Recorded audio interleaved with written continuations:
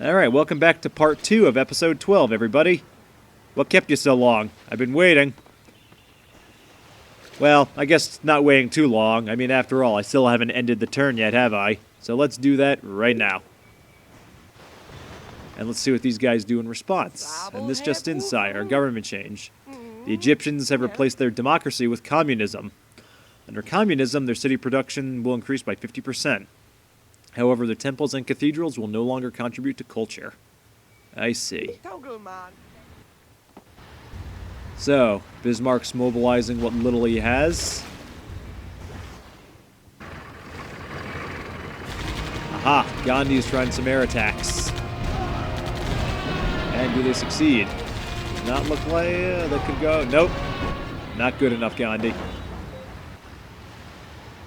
And we have a new domination leader, which is me, now that I have captured Cleopatra's city of Thebes.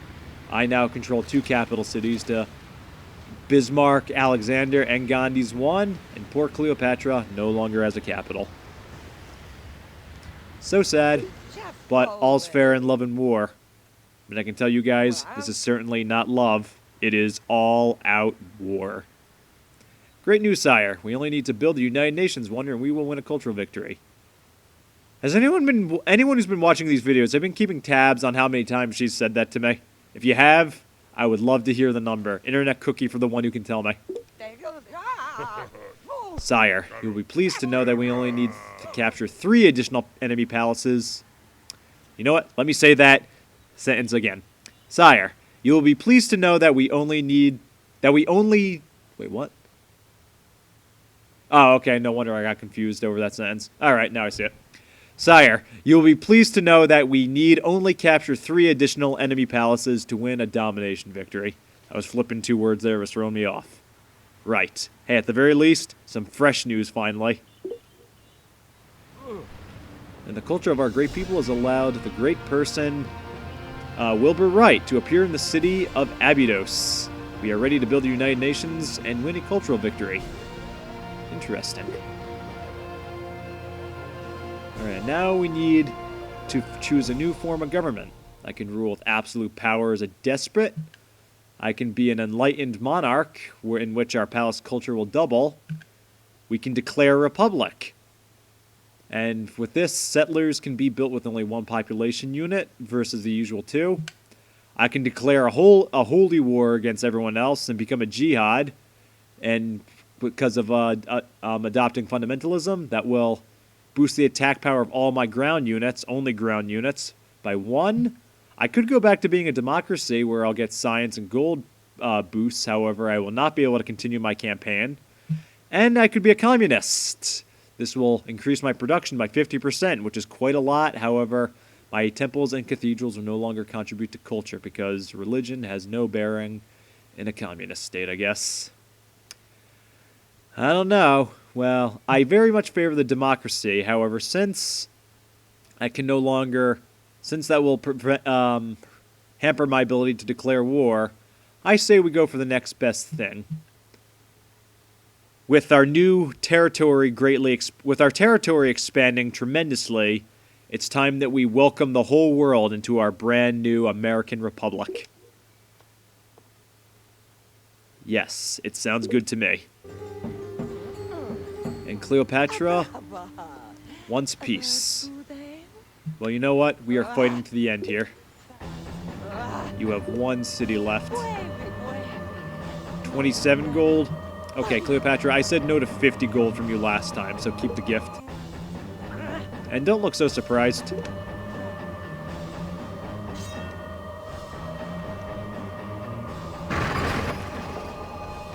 Alright, let's advance. Alright, so you go to Thebes for refueling.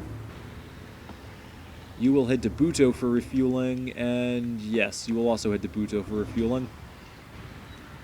Let's get this artillery army into Buto. We're sending the main force into Buto,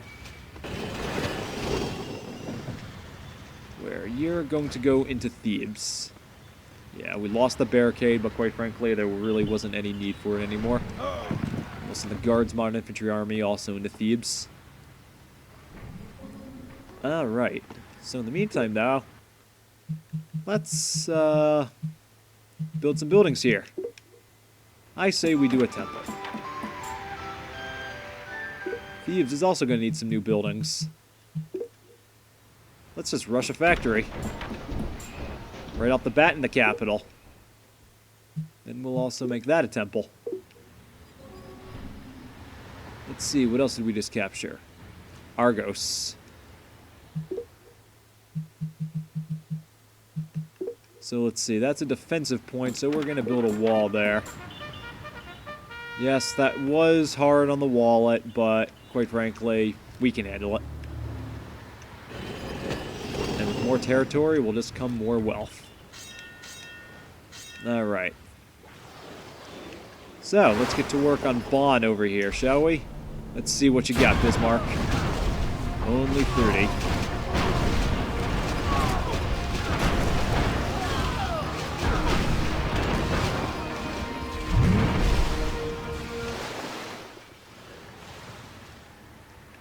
Alright.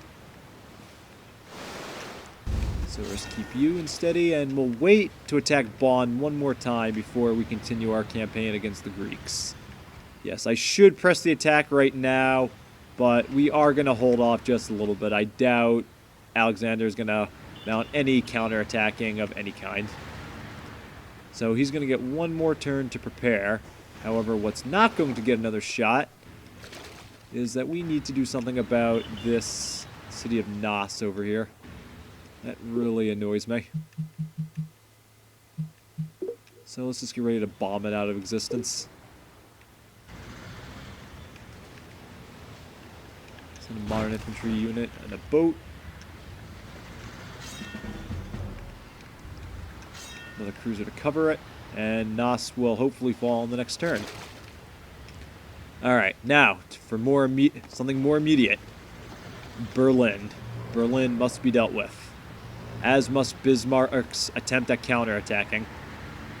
So, before we crush his city walls, if he had any, before we just march right into a city, let's deal with the little toy boats he sent against us. 54 versus 9. Gotta do better than that, Bismarck. One down. And there goes the other. So simple. So simple. So now, we can take position up on this hill and just rain death to the inside of the city. 147 versus 37.5. Let's see, we're going to hold off an attack on that unit and have the other one take a shot.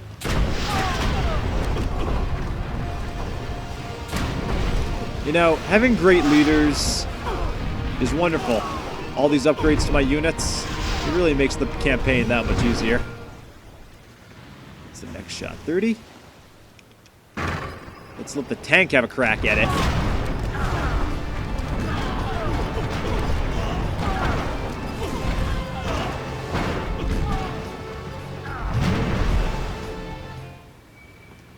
Alright, and another 30.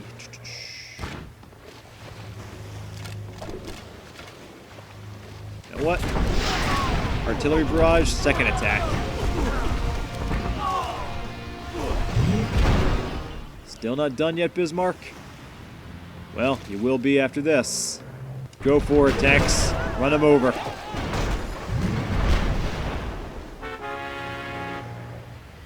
Excellent. We have captured the German capital of Berlin. And along with it, we have taken 227 gold pieces. That's not bad. Not bad at all. And it also helps that we just got, okay, here's yet another great person whose name I'm going to botch up, guys.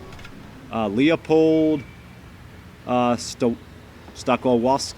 Yeah, I am certain I just botched that so badly. I don't know. You know, I should probably start looking up the names of these great people before I do these videos. Alright. Well, on the other hand, I believe my YouTube user, Lucas Alexander, is probably really happy right now. He's been waiting for me to run over Bismarck, if I remember his comment correctly. Alright, so let's get this bomber over here and just bomb the heck out of these riflemen.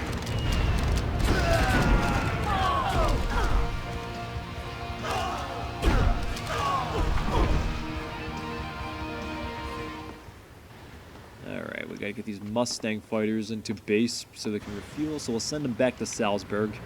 Or Salzburg, whichever.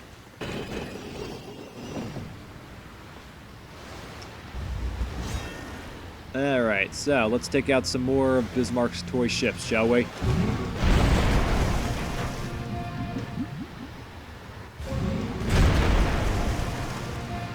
Bismarck's forces crumble before my overwhelming power. And Nuremberg is actually, quite frankly... hold on one second. We don't want to deal with Wilbur Wright just yet. And Nuremberg is, quite frankly, on the verge of total surrender. They're about to culture flip. We may be able to take that without fighting. And won't that be wonderful, guys? Well, just for the fun. You know, just for a little fun. So, we've got flying fortresses against catapults.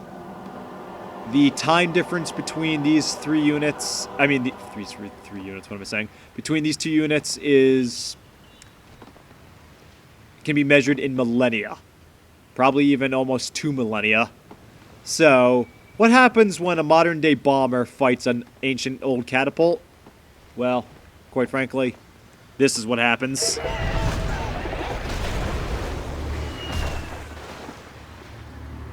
You know, it also doesn't help that that also had some battleships firing at them too. So, yeah, don't use catapults against a fully modern army, guys. It just doesn't work out.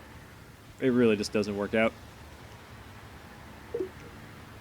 All right, excellent. A new flying fortress. All right, now let's continue our war against Gandhi. So, before our ships can move in, we gotta deal with some more flies. So let's deal with Alexander's little toy wooden ship over here. And this Indian cruiser, which Gandhi has somehow started deluding himself is actually a warship. Well, now it's at the bottom of the ocean. And let's move up into the outskirts of Elephantine. And let's just attack the place.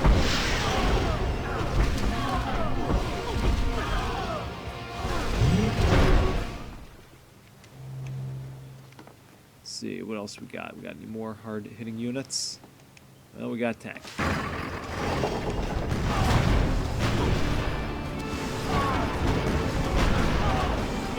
Okay, yeah, we got this one. We got this one. Had a couple doubts there for a second, but we got it. Anything else we can throw at them? Actually, I'm curious to see how these tanks, how well my cannon fare. Here's something of a little more even fight.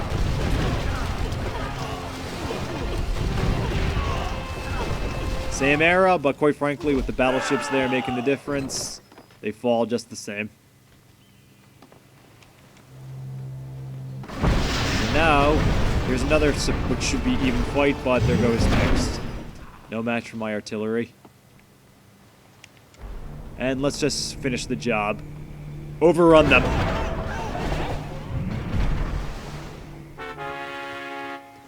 And we have captured the Indian city of Elephantine. The campaign continues to go smoothly. Let's get a couple of extra modern infantry there to cover for them. Alright. I'd also like to just note, guys, that Gandhi here had controlled quite a bit of territory. Look at the massive chunk of blue that's just developed. I have taken a massive bite out of his lands. Yeah, Gandhi is really been pushed back. He doesn't even have half. His landmass is probably only half of what it was. Let's see here. What else are we going to do?